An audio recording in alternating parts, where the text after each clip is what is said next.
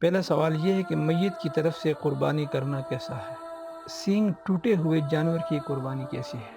کہ رات میں قربانی کرنے کا حکم کیا ہے؟ کسی جانور کی کھال جل چکی ہو، عقیقہ اور قربانی ایک جانور میں جمع کرنا کیسا ہے؟ ایک اور سوال، خنثی جانور کی قربانی کا حکم کیا ہے؟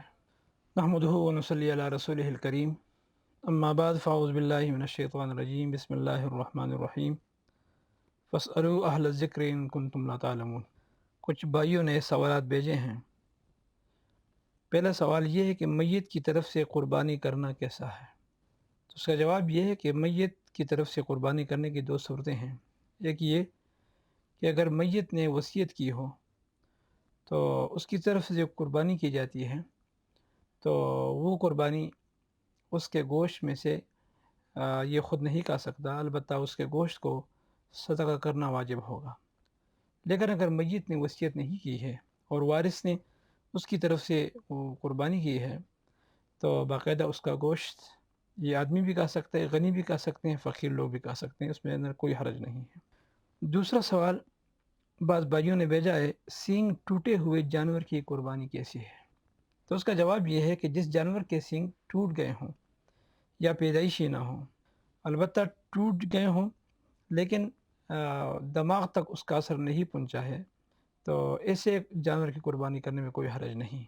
البتہ اگر اس کا اثر دماغ تک پہنچ چکا ہو تو ایسے جانور کی قربانی کرنی جائز نہیں ہوگی۔ کہ رات میں قربانی کرنے کا حکم کیا ہے؟ آیا رات کے وقت قربانی کرنی جائز ہے یا نہیں؟ تو جواب یہ ہے کہ اگر رات کے وقت اندھیرا ہو تو اس کے اندر قربانی کرنا مکروہ ہے، اور البتہ اگر لائٹ وغیرہ موجود ہیں تو اسی صورت میں رات کے وقت قربانی کرنے میں کوئی حرج نہیں ہے۔ ایک اور سوال، کسی جانور کی کھال جل چکی ہو اور اس کے اوپر بال وغیرہ نہ ہو تو ایسے جانور کی قربانی کیسی ہے؟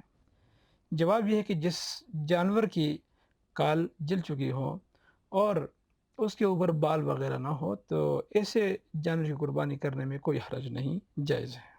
ایک اور سوال، عقیقہ اور قربانی ایک جانور میں جمع کرنا کیسا ہے؟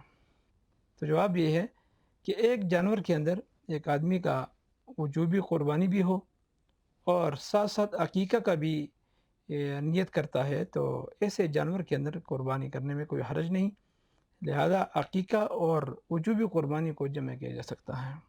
ایک اور سوال، خنثی جانور کی قربانی کا حکم کیا ہے؟